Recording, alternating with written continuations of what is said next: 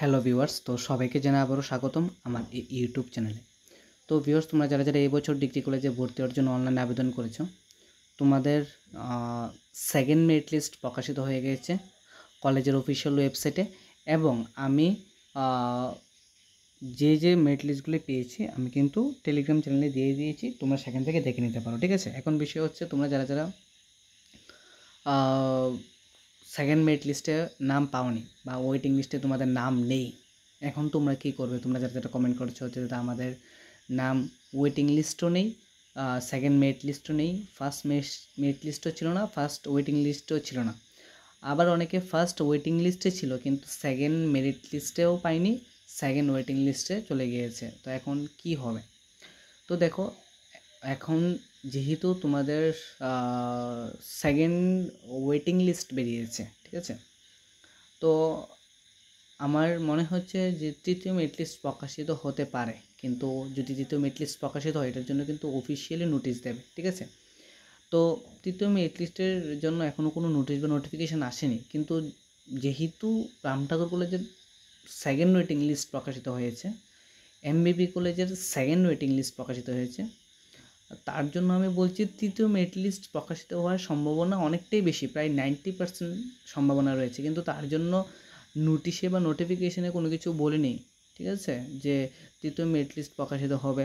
ঠিক আছে, তো তার পাশাপাশি প্রত্যেকটি কলেজের ভ্যাকেন্সি লিস্ট বেরিয়েছে। এবার ভ্যাকেন্সি লিস্ট অনুযায়ী, ভ্যাকেন্সি সিটস অনুযায়ী তোমরাই বুঝতে পারবে যে কোন কলেজে কতগুলো সিট খালি আছে, নেক্সট আমরা পাবো কি না।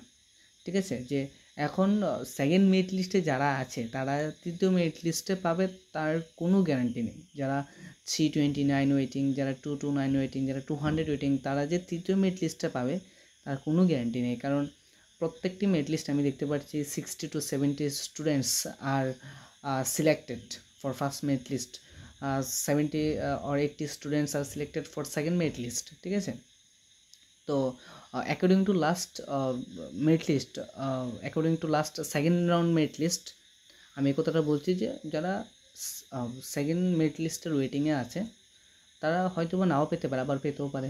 এখনও কোনো কিছুই বোঝা যাচ্ছে না। ঠিক আছে, কারণ এবছর পাশের হারও বেশি, প্লাস কলেজগুলোতে সেই পরিমাণে সিটস নেই।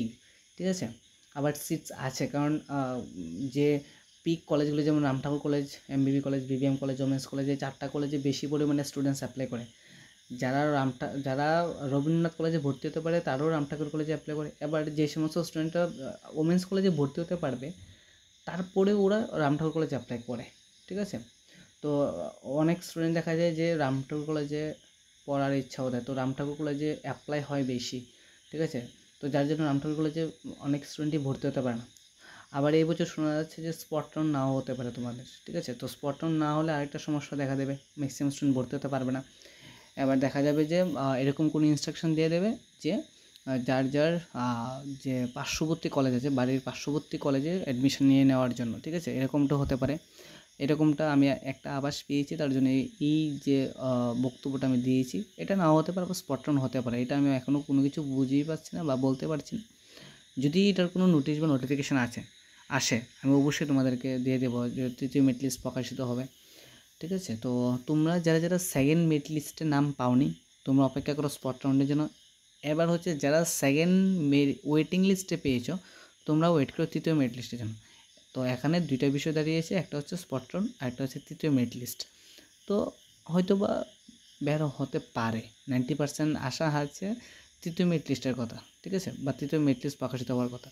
কিন্তু স্পট রাউন্ডের কথা আমি এখনও কোনো কিছু বলছি না, কারণ যতক্ষণ না পর্যন্ত নোটিশ বা নোটিফিকেশান প্রকাশিত হয় ততক্ষণ কোনো কিছুই বলা যাবে না। ঠিক আছে,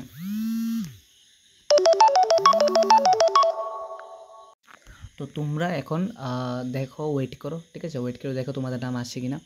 আবার ভ্যাকেন্সি লিস্টগুলি তোমরা দেখে নেবে, কোন কলেজে কতগুলি সিট বাকি আছে। তার পাশাপাশি তোমরা ওয়েটিং লিস্ট দেখে নেবে, তার পাশাপাশি সেকেন্ড মেরিট লিস্ট নাম আছে কিনা। এবার সেকেন্ড মেরিট লিস্টে তোমরা যারা যারা পেয়েছো, তোমাদের ভর্তি আগামী 21 তারিখ থেকে। ঠিক আছে, 21 তারিখ থেকে কত তারিখ পর্যন্ত আমার ঠিক খেয়াল নেই, তোমরা দেখে নেবে।